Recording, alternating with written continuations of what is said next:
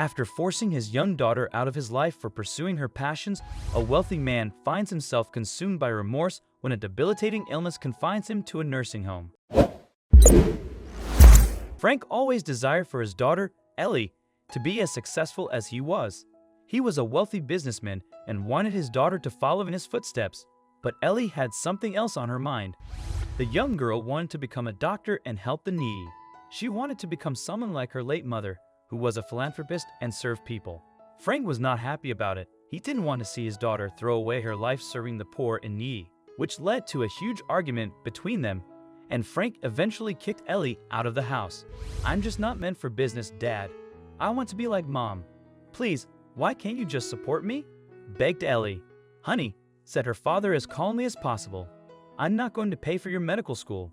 I've seen your mother spend countless days and nights with strangers while putting her own life on the back burner. I didn't know whether to cry when she died because I didn't miss her anymore. That's what her craze of helping people did to us." "Dad," said Ellie, "please, aren't you proud of Mom? You know how brilliant she was. Please, Dad." "No," replied Frank sternly. "I'm not going to let history repeat itself. If you're so bent on following in your mother's footsteps, you are free to do it on your own. Come back to me when you're wise enough to know that's not how life works." That was the last time Frank saw his daughter. After that argument, Ellie left the house and severed all connections with him. For months, Frank tried to get in touch with her, but it was all futile. Ellie was gone and he was left all alone. No family, no love, nothing. It was during those days that Frank's health started deteriorating. He had let himself go after his daughter left him, and sadly, it was his own fault. He had kicked her out of the house because he didn't agree with her career choices. What father would do that? Drowned in his loneliness, Frank became weaker, paler, and more fragile. He blamed himself for being an awful father, and soon, terrible things befell him.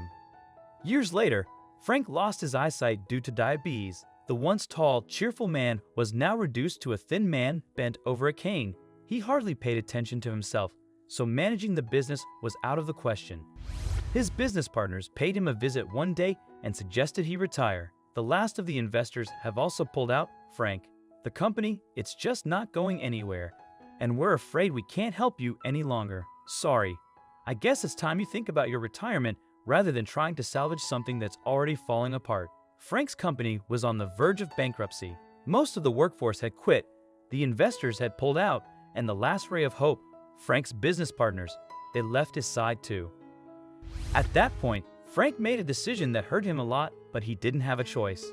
He decided to move to a nursing home after selling his house, oblivious to the fact that it would make him cross paths with his past. An old and weak Frank sat in a wheelchair in the care home's garden, taking in the sweet fragrance of the flowers around him. Suddenly, he was distracted by a soft voice behind him. "Mr. Lawson, let's go back to your room," it said. "I'll be your new caretaker starting today, and it's time for your meds."